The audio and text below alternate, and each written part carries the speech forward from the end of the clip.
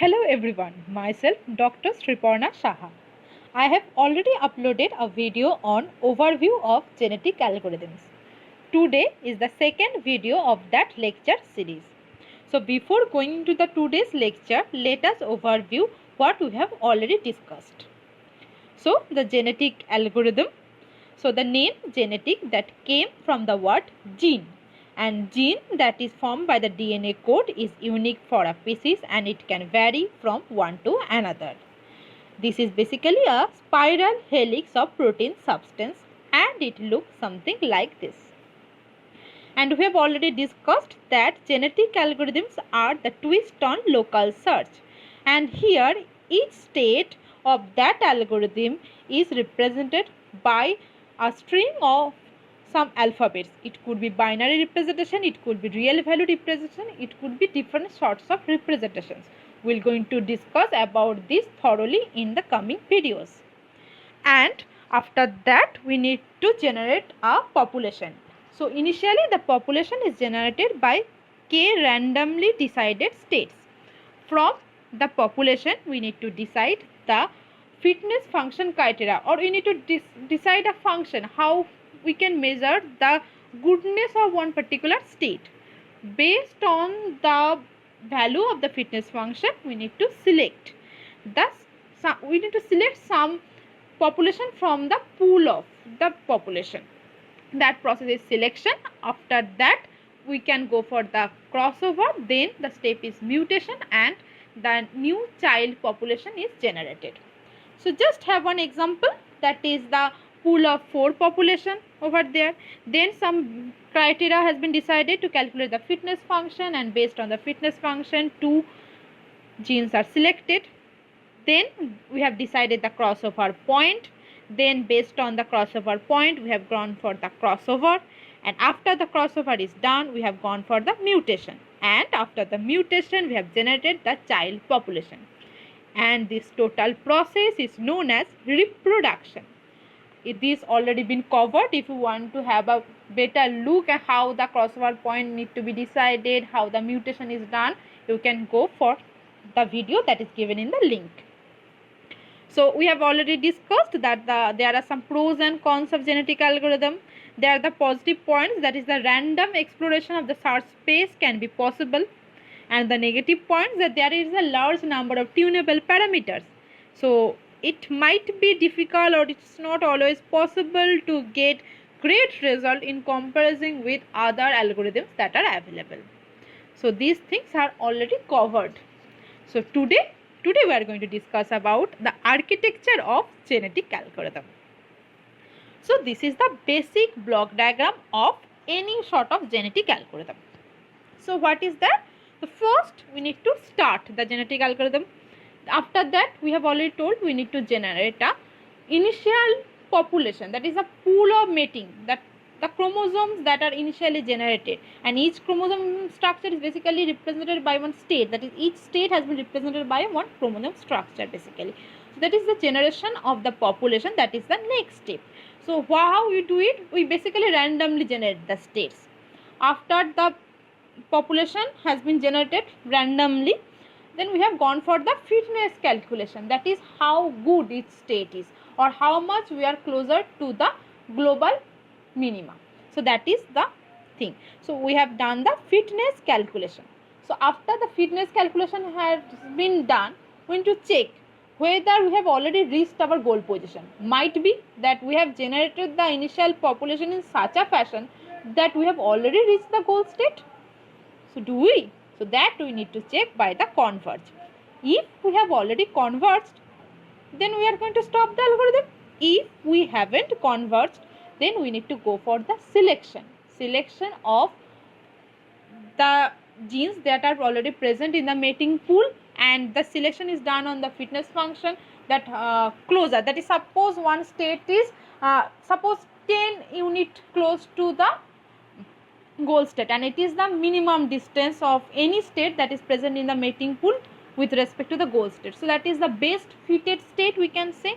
So obviously that particular gene will be selected. So that is the selection procedure, that is based on the goodness or based on the fitness of each state and each state has been represented by one genetic structure, that can be binary encoded, that can be real valued encoded, that can be done different ways. So that is the selection. Then we have to go for the reproduction. And how the reproduction? Yes, we have already covered. Reproduction is done using crossover and mutation. So that is the reproduction state. So if the reproduction has been done, we need to again go for the fitness calculation. That is, we have reproduced new child population. Now we have to check how good the child population are, or how fitter the child population are. So then after the fitness calculation, again we need to check whether our algorithm has, or the states generated by our algorithm, that whether they are already in the goal state, whether we should converge our algorithm. If it is yes, then stop. Otherwise, again go for the selection, then reproduction, the fitness calculation, converge. So this is a loop structure, and it will going to converge only when we have reached the goal state. So this is the basic block diagram of any sort of genetic algorithms. So what are the operators in genetic algorithm? So first one is the encoding. Encoding is that how we are going to represent one state basically. So process to represent a solution to fit with framework. So this encoding, within this encoding we are going to have a total video lecture only in this encoding part. So for this time being I am going to skip this part. Okay. So later on we are going to check how the different encoding techniques are, what are the pros and cons of each of the encoding technique. We are going to check this thing. So next GA operator is convergence. So what is the convergence? That is to decide whether we have reached the goal state or not. So that is the process to decide the termination criteria. That is the convergence. After that we have generate a initial population. So that initial population is going to be formed a mating pool. So that is a process to generate population, that is the mating pool, that one GA operator. Next, fitness function, that is one of the vital GA operator, that is the process to evaluate the candidature of a solution, that is how good or what is the goodness of one particular state or one particular candidate, how much the candidate is suitable to be present at that mating pool. That is the fitness function evaluation. Then the reproduction has been done using crossover and mutation. So that is crossover and mutation are the process to make the diverse set of child population. Why the diverse set? We have already discussed, that is using genetic algorithm we can do the random exploration of the search space. So that is diverse set of child population can be generated using crossover and mutation, and we are going to have two distinct videos on crossover as well as mutation. So how it can be done I am skipping for the time being. So next is the two terminologies that are very much popular in GA. One is genotype, another is phenotype. So just understand very simple way. Okay, we are not going through the details of the biological sense, as we are actually my background is basically computer science, so I am not going to delve deeper into the biology. Just basic overall thing is that genotype, the name came from the word gene. So that is, genotype is the genetic composition of an organism. So that is how the gene structure of one particular species is there. So the gene structure has been defined, but if one particular species has been kept in one particular environment, suppose myself, I am staying in my home, there are certain environmental parameters are involved with that. So I have some physical appearance, my behavior is something like that. I have some emotional things are attached to different things. But suppose the environmental state has been changed, I would have been brought up in a totally different how I would have been brought up, that is a different environment parameter. Suppose I was born in USA, then the different environmental parameters would have been attached to me. So that means my phenotype or my physical appearance of organism, that would have been different based on the environmental parameter. So that is not only the genetic composition of an organism, but the environmental parameters that are going to give us the phenotype or the physical appearance of an organism. So that is the basic difference between these two terminologies, that is genotype and phenotype. Okay. So that we have already discussed. Now we will be going to look at the GA strategies. So for the sake of simplicity, in today's lecture we are going to discuss only about two GA strategies. One is simple genetic algorithm SGA and another is steady state genetic algorithm or SSGA. Just two we are going to discuss. There are other like Messi GA and different others. So we are not going to discuss right now, just these two basic GA strategies. Okay, so first is simple genetic algorithm or SGA. So just look at the block diagram. So start stage, that is the same. Then we have earlier block diagram. Just try to recapitulate the earlier block diagram of any genetic algorithm that I have already told. That is, there is a start, then we have created one population, then we have gone for the fitness calculation, then we have checked whether it is been converging or not. Same, right? There is no ambiguity. Then converge, then after then we have checked if it is a yes, then return the individuals with best fitness values that we need to, if it has been converged. So that means we have to take the output of the, that is the best fitted states we need to take as the output. So that is the return value, then stop. Okay, there is no ambiguity. Now just check where we are going to change. That is, the selection was there, that is, if it is not converging we have to select the best fitted genes. Then we have to go for the reproduction, that is combining of two states, that is a crossover and mutation. Then after the reproduction we have to replace the individuals in last generation with new offsprings. So what is the last generation? That is the parent population. Suppose in the parent population there are 10 genes. So among the 10 genes, suppose 5 genes will be replaced by the newly generated child population. So that is the population, that is the mating pool, will going to be changed after each reproduction stage. That is, the replacing of the parent population will be done by the new child population. That is the new thing that we have designed over here. That is the SGA or simple genetic algorithm. So what are the parameters? So we have created the initial population. Same block diagram is there. Do not get confused. Same block diagram I have just keep over here. So that is, the initial population is of size n, right? And the size of the mating pool is suppose NP. So I have told that is, suppose n capital, suppose that this capital N value is 10 and we have generated new children of size suppose 5. So that is NP value becomes 5.